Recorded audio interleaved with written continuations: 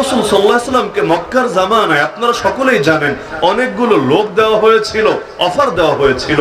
হে মুহাম্মদ, হে ভাতিজা, কি চাও তুমি বলো, তুমি যা চাও তাই তোমাকে দেব। নারী চাইলে সবচাইতে সুন্দরী নারী এনে দেব। যদি তোমার সম্পদ লাগে তাও বলো, সম্পদের পাহাড় বানিয়ে দেব। আর যদি ক্ষমতা চাও সেটাও তুমি বলে ফেলো, আমরা তোমাকে নেতা বানিয়ে নেব, দারুন নাদওয়া নামক পার্লামেন্টের সদস্য বানিয়ে নেব। তোমার মতামত ছাড়া কোনো সিদ্ধান্ত, কোনো আইন আমরা বাস্তবায়ন করব না। আর 4 নম্বরে, যদি তোমাকে জিনে ধরে থাকে তাও বলে ফেলো ভাতিজা, আমরা সবচাইতে ভালো কবিরাজ ডেকে এনে চিকিৎসা করাবো। নাউযুবিল্লাহ। আল্লাহ রাসূলকে এই যে 4টা অফার দেওয়া হলো, তিনি কি 4টা অফারের কোন একটা অফারও গ্রহণ করেছিলেন? নবী নারীর অফারও গ্রহণ করেন নাই, সম্পদের অফারও গ্রহণ করেন নাই, ক্ষমতার অফারও গ্রহণ করেন নাই। আর বাকি 4 নম্বরে যেটা দিয়েছে সেটা তো গ্রহণ করার প্রশ্নই আসে না। তো এই যে আল্লাহ রাসূলকে ক্ষমতার অফার দেওয়া হলো, গ্রহণ করলেন না কেন? আমাদের তো অবস্থা এমন, আরে হাজার হাজার বাঙালি পাবেন এমন নিজেকে ক্ষমতার গদিতে নেওয়ার জন্য আর ক্ষমতায় গদিতে থাকার জন্য আরে মানুষ হয়ে অমানুষের কাজ করতেও রাজি, মানুষ হয়ে কুত্তা বিড়ালের ধরে নিজেকে নামিয়ে আনতে রাজি। জীবনের মাকসাদই হলো ক্ষমতা, জীবনের মাকসাদই হলো নিজের গতি রক্ষা করা, এর বাইরে যেন কোনো কিছুই বোঝে না। এজন্য খুন করা লাগলে খুন করতে রাজি, গুম করা লাগলে গুম করতে রাজি, সন্ত্রাস লাগলে সন্ত্রাস করতে রাজি, চাঁদাবাজি লাগলে চাঁদাবাজি করতে রাজি, যত আকাম কুকাম আছে সব করতে রাজি, বিনিময়ে তার ক্ষমতা লাগবেই লাগবে। যদি জিজ্ঞাসা করেন ক্ষমতা পেলে কি হবে, বলবে দেশের সেবা হবে, দশের সেবা হবে, জনতার খেদমত হবে। কারণ এই দেশে ক্ষমতায় যারা যায় একথা বলতে পারবে না যে আমি না খেয়ে মরছি, এখন ক্ষমতায় গেলে মাসে যে লাখ 2-1 টাকা বেতন পাবো, এটা দিয়ে আমার সংসার চলবে, এজন্য আমি ক্ষমতায় যেতে চাচ্ছি। একটা এমপির বেতন কত, একটা মন্ত্রীর বেতন কত, একটা প্রধানমন্ত্রীর বেতন কত? তার চাইতে মজার বিষয় হলো গণতান্ত্রিক দেশ যেগুলো আছে, বাংলাদেশের মতো গণতান্ত্রিক দেশের নিয়ম অনুসারে এই সমস্ত দেশে জনগণ হয় ক্ষমতার মালিক, আর যারা ক্ষমতায় থাকে, যারা প্রশাসনে থাকে, যারা রাজনৈতিক বড় বড় গদি দখল করে থাকে, তারা হয় জনগণের চাকর, জনগণের কর্মচারী। নিয়ম কিন্তু এটাই যে গণতান্ত্রিক দেশের মতো জনগণই মূল চালিকা শক্তি, জনগণকে বলা হয় ক্ষমতার মালিক। আর পুলিশই হোক, সেনাবাহিনী হোক, মন্ত্রী হোক, এমপি হোক, প্রধানমন্ত্রী হোক, সবাই হলো জনতার কর্মচারী, জনতার শ্রমিক। এজন্য আইন অনুসারে মানুষ পুলিশকে স্যার বলবে না, পুলিশ জনগণকে স্যার বলবে। এটাই আইন, এটাই কথা, এটাই হওয়া দরকার ছিল, লেকিন হয় নাই। সব ক্ষেত্রে উল্টে গিয়েছে। এমনকি দরকার ছিল রাস্তায় যদি গাড়ি আটকায়, কাগজপত্র ঠিক নাই, তবুও আপনাকে সম্বোধন করবে সম্মানের সাথে, স্যার স্যার বলে। আর এখন তো মাহফিলের অনুমতিও যদি আনতে যায়, আগে বাপ মা তুলে গালি দিয়ে তারপর কথা শুরু করে। হওয়া দরকার ছিল একটা, হয়ে গেছে আরেকটা। তো যে প্রসঙ্গে বলছিলাম, যারা ক্ষমতায় থাকে তারা তো চাকর, যে যত বড় ক্ষমতাধর সে তত বড় চাকর, তত বড় চাকরানি। মহিলা হলে চাকরানি, পুরুষ হলে চাকর। তো চাকর হওয়ার লোভ কিসের জন্য? আরে চাকরানি হওয়ার লোভ কিসের জন্য? শুধুই জনগণের খেদমত করার জন্য? বলবে না, জনগণ তো হলো আমাদের জন্য একটা হাতিয়ার। হাতিয়ার যদি না থাকে তাহলে ধান্দা করবো কিভাবে? তো এখন কথায় কথায় উন্নয়ন উন্নয়ন, দেশপ্রেম দেশপ্রেম, মুক্তিযুদ্ধের চেতনা মুক্তিযুদ্ধের চেতনা, ডায়লগ আর ডায়লগ মারতে থাকবে। তো সবকিছুর পেছনে খালি ধান্দাবাজি চলতে থাকবে। তো এখন ক্ষমতার অফার আল্লাহ রাসূলকে যেচে দেওয়া হচ্ছে। নিজে পোস্টারিং করে করে ক্ষমতা চাচ্ছেন না, মাইকিং করে করে ক্ষমতা চাচ্ছেন না, কোটি কোটি টাকা ব্যয় করে ভোট কেনারও ফিকির করছেন না। বাঙালি তো সাধে ভোটও দেয় না। কয়জন মানুষ ভোট দেয়? হ্যাঁ, গত 15 বছর দেয় নাই ভিন্ন কারণে। কারণ সকাল 10টায় রোদে পড়ে ভোট দিতে গিয়ে কি করবে? তাহাজ্জুদের সময় তাহাম্মুল খতম হয়ে গিয়েছে। এমনকি যারা দুনিয়া থেকে চলে গিয়েছে, কবরে শুয়ে আছে, তাদের ভোটও তাদের পক্ষ থেকে প্রেতাত্মা এসে দিয়ে চলে গেছে। কিন্তু যখন ভোট দেওয়া স্বাভাবিক পরিস্থিতিও থাকতো, তখনও তো ভোট বিক্রি হয় পয়সার বিনিময়ে, হয় না? টাকার বিনিময়ে, অথবা ফুসপানির বিনিময়ে, বিড়ি সিগারেটের বিনিময়ে, অথবা বিভিন্ন লোভনীয় অফারের বিনিময়ে। তা আল্লাহ রাসূলকে ভোট কিনতে হচ্ছে না, উল্টো নবীকে প্রস্তাব দেওয়া হচ্ছে। যদি খালি কবুল বলে, সঙ্গে সঙ্গে তাকে নেতা মেনে নেওয়া হবে। কিন্তু আল্লাহ রাসূল কবুল বলেছেন নাকি না করেছেন? কেন না করলেন?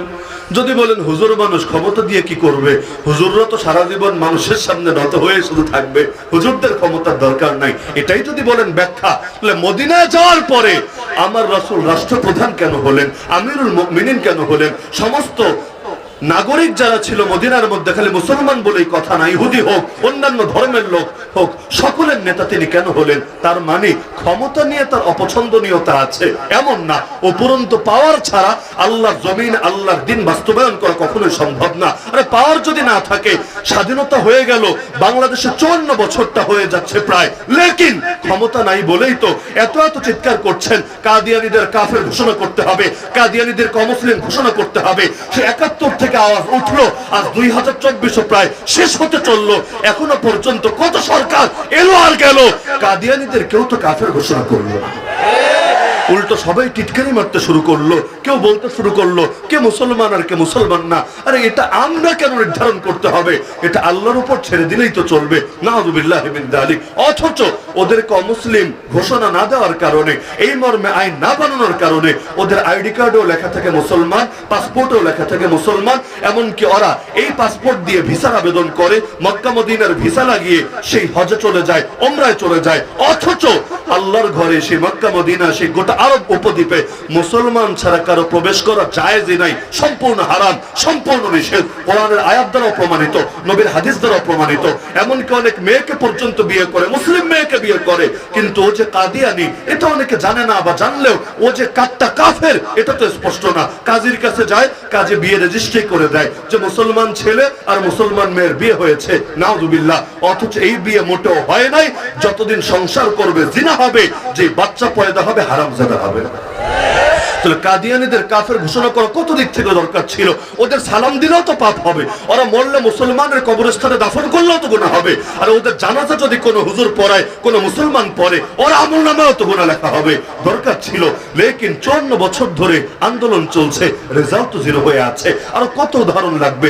মসজিদে আসলে আল্লাহর ইবাদত করতে পারবেন, কিন্তু আদালতে গেলে আল্লাহর ইবাদত কিভাবে করবেন? আল্লাহ বলবে একটা, আপনাকে মানতে বাধ্য করবে আরেকটা।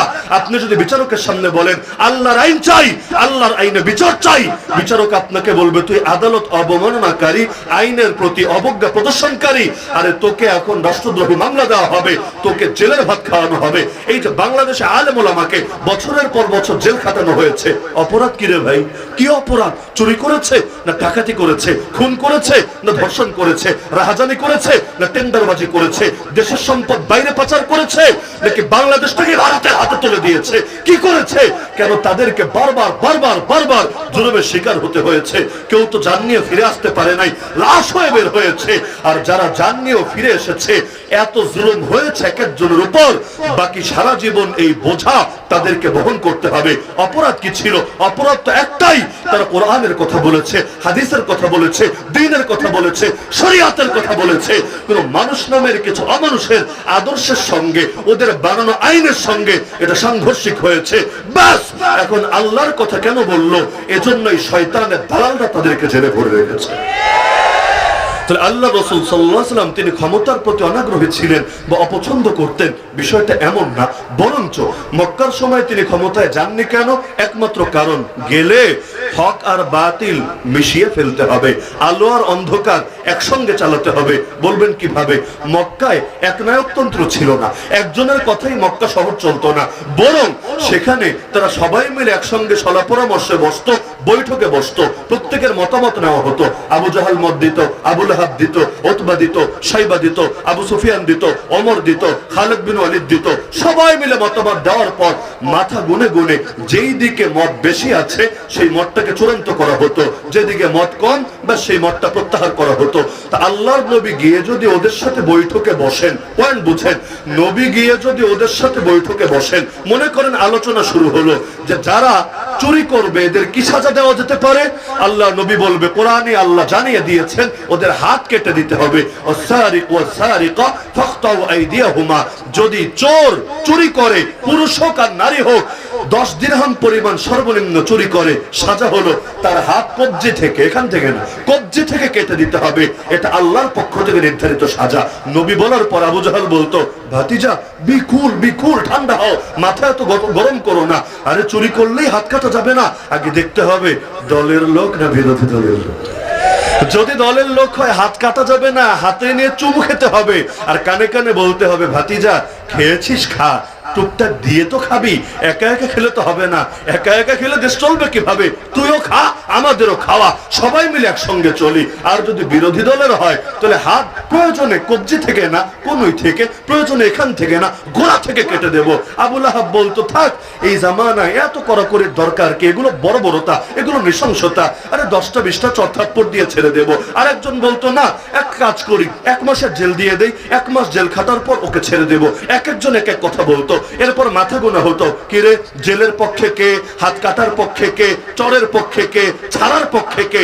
দেখা যেত যেই পক্ষে মত বেশি সেটাকে আইন হিসাবে চূড়ান্ত করা হতো। এভাবে কখনো রাসূলের পক্ষে মত যেত, কখনো রাসূলের বিপক্ষে মত যেত।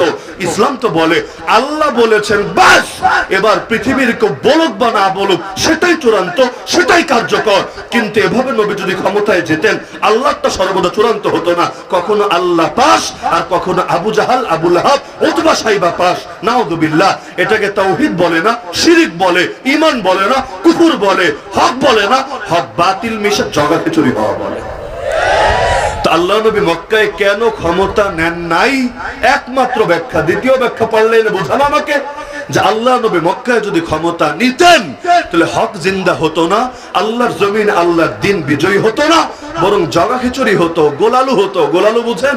সব তরকারির সঙ্গে চলে। দুনিয়ার মধ্যে কেউ গোলালু হলে ওর জেলেও যাওয়া লাগে না, আর ফাঁসির দড়িও গলায় পড়া লাগে না, ওর নামে হামলা মামলাও হয় না। আরে ফ্যাসিস্ট থাকুক আর স্বৈরাচার থাকুক, এক নায়ক থাকুক আর 10 নায়ক থাকুক, এক নায়কতন্ত্র না এক নায়িকাতন্ত্র যদি থাকে, ওর কোনো টেনশন থাকে না, সব সময় সে আরামে থাকতে পারে। কেন? চাটাচাটি যারা করতে পারে এদের প্রতি কেউ নারাজ হয় না, সকলেই রাজি থাকে। আল্লাহ নবী আমাদেরকে শিখিয়েছেন, না, জীবন একটা, এই এক জীবন আল্লাহর জন্য কোরবান করে দিতে হবে। আর সুখের দিন হোক আর দুঃখের দিন হোক, সুর একই থাকতে হবে। মক্কায় আমার নবী মাইর খেয়েছেন, তারপর যেই ভাষায় কথা বলেছেন, মদিনায় যখন গিয়েছেন ভাষা পরিবর্তন করেন নাই, একই ভাষায় কথা বলেছেন। কি শিখালো ইসলাম? যে তুমি বিজয়ী হও, তুমি পরাজিতই হও, তুমি মাজলুমে হও আর তুমি দেশের শাসকই হও, তোমার কথা চেঞ্জ হবে না, সুর চেঞ্জ হবে না, কোরআনের আয়াত চেঞ্জ হবে না, সব একই থাকবে।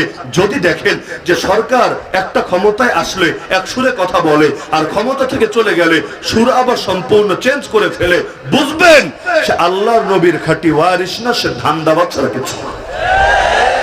এই যে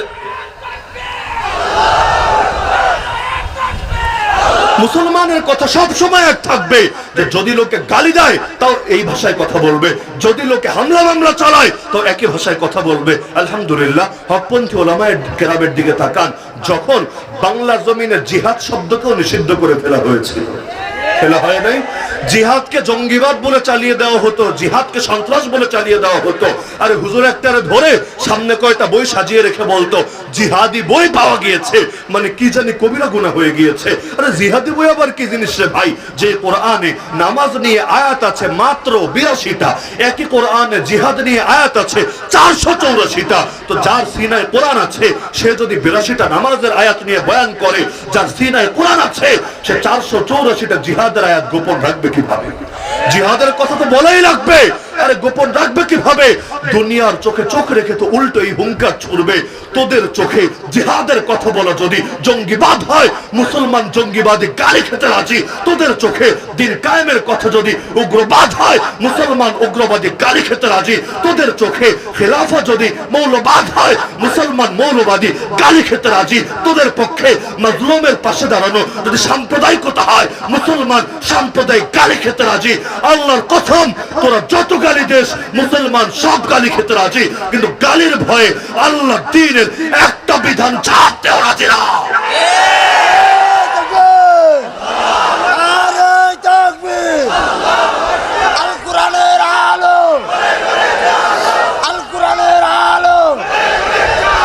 বিশ্বনবীর হাতিয়ার, বিশ্বনবীর হাতিয়ার, আমসবীর তলোয়ার, নারে তাকবীর। কত বড় দুঃখের কথা! কোরআন যে আমানত আমাদেরকে দিয়েছে, আল্লাহ রাসূল যে আমানত আমাদেরকে দিয়ে গিয়েছেন, সাহাবায়ে কেরাম রক্তের বিনিময়ে যে আমানত ধরে রেখেছেন, দুনিয়ার বাতিলের গালির ভয়ে, হামলা মামলার ভয়ে মুসলমান সে আমানত ছেড়ে দেবে? আল্লাহর নবীর এক সাহাবী ছিলেন যার নাম জাফর রাদিয়াল্লাহু আনহু, বাবার নাম খাজা আবু তালিব, অর্থাৎ আলী রাদিয়াল্লাহু আনহু ভাই। এক জিহাদের মধ্যে আল্লাহ নবী তাকে সেনাপতি বানিয়েছিলেন, তার হাতে ছিল ঝান্ডা। জিহাদের ময়দানে তৎকালীন যুগে পতাকা হাতে রাখা লাগতো। কেন? দুই দলের পতাকা যদি হাতে থাকে, আসমানে উঠতে থাকে, সবাই মিলে বুঝবে যে জিহাদ বা লড়াই যুদ্ধ এখনো চালু আছে, পরাজয় আসে নাই, আত্মসমর্পণ করে নাই। যদি দেখে এক পক্ষেরটা উঁচু আছে আর এক পক্ষেরটা নেমে গেছে, তাহলে বুঝবে হয়তো সারেন্ডার করেছে, না হলে পরাজিত হয়ে গিয়েছে। তো এজন্য যুদ্ধের ময়দানে পতাকা উড়িয়ে রাখা এটা বড় গুরুত্বপূর্ণ দায়িত্ব ছিল। এবং যারা হামলা করত ওরা পতাকা বাহীকে বিশেষভাবে টার্গেট করত। অনেক ক্ষেত্রে যিনি সেনাপতি হতেন তিনি এক হাতে পতাকা ধরে রাখতেন। তো জাফর রাদিয়াল্লাহু আনহু তার হাতে ছিল নবীর দেওয়া পতাকা, কালেমার পতাকা, ইসলামের পতাকা, দ্বীনের পতাকা, শরিয়াতের পতাকা। এক কাফের এসে তরবারি দিয়ে তার হাতের মধ্যে একটা কোপ মারলো, হাত কেটে গেল। এমন ভাবে কাটলো যে শরীর থেকে আলাদা হয়ে গেল। কিন্তু তিনি এটা মেনে নিতে পারছিলেন না যে হাত গেছে যাক, কিন্তু আমি জীবিত থাকতে আল্লাহর নবীর দেওয়া পতাকা মাটিতে পড়বে, এটা তো মেনে নেওয়া যায় না। তো হাত কেটে গিয়েছে, তো পতাকা মাটিতে গড়িয়ে পড়ার আগে বাম হাত দিয়ে পতাকা খপ করে ধরে ফেলেছেন। এবার কাফের এসে আরেকটা কোপ মেরেছে, বাম হাতটাও কেটে শরীর থেকে আলাদা হয়ে গিয়েছে। এবারও তিনি চিন্তা করছেন, আরে হাত দুটো গেছে যাক না, আমার হাত গেলে কিছু আসে যায় না, কিন্তু আল্লাহর নবীর দেওয়া পতাকা মাটিতে পড়তে দেব না। এবার বাহু দিয়ে, অর্থাৎ দুই হাত তো শেষ, এই যে কাটা যে অংশের বাহু আছে এটা দিয়ে বহুত কষ্ট করে বুকের সঙ্গে পতাকাটা আগলে রাখলেন। তবুও কাফেরার মনে দয়া হলো না, চূড়ান্ত আঘাত করলেন। আল্লাহর বান্দা চূড়ান্ত আঘাতে নির্মম ভাবে শাহাদাত বরণ করলেন। কিন্তু শেষ মুহূর্ত পর্যন্ত যতক্ষণ নিজে দাঁড়ানো ছিলেন পতাকা মাটিতে পড়তে দেন নাই, পতাকা উঁচু রেখেছিলেন। যখন তিনি শহীদ হয়ে গেলেন আর এক সাহাবী এসে তার হাতে এই পতাকা নিয়ে নিলেন। আল্লাহ নবী সাল্লাল্লাহু আলাইহি ওয়াসাল্লাম ছিলেন মদিনায়, এটা মদিনা থেকে অনেক দূরে যুদ্ধের ময়দানের ঘটনা। লেকিন আল্লাহ নবীকে দুনিয়ার কেউ এসে খবর দেওয়া লাগে নাই। আল্লাহ রাব্বুল আলামিন জিবরিল আমিনকে পাঠিয়ে দিলেন। জিবরিল আমিন ওহী নিয়ে আসলেন, এসে আল্লাহ রাসূলকে জানালেন। আল্লাহ রাসূল মদিনার মসজিদে সব সাহাবীকে একত্র করলেন, একত্র করে একটা ভাষণ দিলেন। তার মধ্যে নবী বললেন, আরে আমার জাফর আল্লাহর জন্য দুটো হাত কুরবান করেছে, বিনিময়ে আমার আল্লাহ জান্নাতের মধ্যে জাফরকে দুইটা ডানা দিয়ে দিয়েছে। সে আল্লাহকে দিয়েছে হাত, আল্লাহ তাকে দিয়েছে ডানা। আমি দেখেছি সে তার দুই ডানা মেলে মেলে জান্নাতে উড়ে বেড়াচ্ছে। এজন্য তার নামই হয়ে গেছে জাফরের সঙ্গে তৈয়ার। তৈয়ার, তৈয়ার মানে যিনি উড়ে বেড়ান। উড়ে বেড়ান কেন নাম হয়েছে? কারণ নবী বলেছেন আমি দেখেছি সে নিজের ডানা মেলে মেলে জান্নাতে উড়ে বেড়াচ্ছে। তো সাহাবায়ে কেরাম জান দিয়ে দিতেন, কিন্তু আল্লাহর নবীর দেওয়া পতাকা জমিনে পড়তে দিতেন না। এমনকি নিজের দেহে আঘাত আসলে এটারও পরোয়া করতেন না। আবু জাহালকে যে দুইটা বাচ্চা হত্যা করেছিল, একজনের নাম মুআজ আর একজনের নাম মুআওয়াজ, তাদের একজনের হাতের মধ্যে এক কাফের কোপ মেরে দিয়েছিল। হাতটা কেটেছে, কিন্তু কেটে শরীর থেকে পুরো আলাদা হয়নি, গোশতও কেটেছে, হাড্ডিও কেটেছে, কিন্তু লাস্ট মাথায় চামড়ার সঙ্গে হাতটা ঝুলেছিল, এভাবে ঝুলছিল। কারো যদি জীবনে কাটার অভিজ্ঞতা থাকে বোঝার কথা, যদি কোনো অঙ্গ ঝুলে থাকে যতবার এটাতে নাড়া লাগে ততবার ভেতরে কলিজাটা মোচড় দিয়ে ওঠে। আল্লাহর বান্দা হাতটা যখন কেটে গেল আর এক হাতে তরবারি নিয়ে কাফেরের বিরুদ্ধে লড়াই চালিয়ে যাচ্ছিল।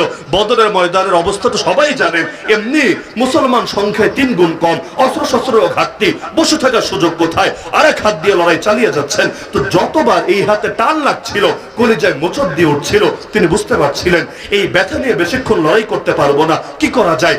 এবার হাতটাকে মাটির উপরে রাখলেন, পা দিয়ে হাতের উপর পাড়া দিলেন, তারপর এদিক থেকে এমন জোরে টান মারলেন আরে হাতটা শরীর থেকে ছিন্ন হয়ে গেল। এবার অবশিষ্ট হাত দিয়ে ঠিকই আল্লাহর দ্বীনের পথে লড়াই চালিয়ে গেল। হাত কোরবান করতে রাজি, কিন্তু নবীর আদর্শ থেকে, জিহাদের পথ থেকে এক চুল পরিমাণ সরতে রাজি না। অথচ দেখেন আমরা নাউযুবিল্লাহি মিন যালিক আল্লাহর নবীর দেওয়া পতাকা সেই কবে আমরা হাতছাড়া করে ফেলে দিয়েছি। বাংলাদেশ মুসলিম দেশ, মুসলমানের দেশের ছাদে ব্রাজিলের পতাকা দেখবেন, আর্জেন্টিনার পতাকা দেখবেন, স্পেনের পতাকা দেখবেন, ইটালির পতাকা দেখবেন, ফ্রান্সের পতাকা দেখবেন, সব কাফের মুশরিকদের পতাকা দেখবেন। এমনকি এখন তো রংধনুর পতাকা উড়াতে শুরু করেছে, সমকামিতার প্রতীক, এলজিবিটিকিউর প্রতীক। তো সমকামিতার পতাকা উড়বে বাংলাদেশে, তো কালেমার পতাকা যদি খালি কেউ উড়ায় এটা নিয়ে ওদের গায়ে এমন ভাবে আগুন জ্বলে ওঠে, বলে দেখ দেখ দেখ বাংলাদেশে জঙ্গিবাদের উত্থান শুরু হয়েছে। তা কোনো একটা পতাকার গায়ে কালেমা লিখলেই সেটা তোদের চোখে জঙ্গিবাদ হয়ে যাবে, আর কালেমা না লিখে ওই গেদের যদি সাইন এঁকে দেয় রংধনু, ব্যাস সেটা পবিত্র হয়ে যাবে। নাউযুবিল্লাহ মিন যালিক। রিমান্ডে পর্যন্ত আমাদেরকে এটা নিয়ে বহুত পেরেশান করেছে যে আপনাদের মাহফিলে অনেক সময় কেন দেখি কালেমার পতাকা ওড়ে, আবার সাবিলুনা সাবিলুনা আল জিহাদ আল জিহাদ এই স্লোগান কেন দিয়ে থাকে? এগুলো বলতে কি বোঝায়? আমি স্পষ্ট প্রশ্ন করেছি, কালেমার পতাকা মানেটা কি? কালেমার পতাকা কোনো দলের পতাকা না, কালেমার পতাকা কোনো সংগঠনের পতাকা না, কালেমার পতাকা কোনো ধার পতাকা না, কালেমার পতাকা তো কালেমা ওয়ালার পতাকা, কালেমার ওয়ালা তো প্রতিটা মুসলমানের পতাকা।